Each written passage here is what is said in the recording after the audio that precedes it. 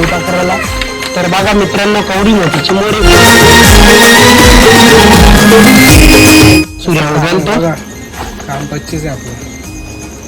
माल बघा आजचा कसा आहे.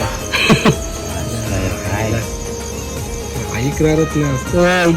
बाट भरीला हे वाव पण आणले ना. वाव दाखल. वाव वाव आमच्या लव्याची बॉडी बनवायची आहे. नुसतं गावठी गाणं लावले. ही बघ वाव वाव उचल. सूर्या आज 2च वाव भेटले ना. बारीक बारीक आणले.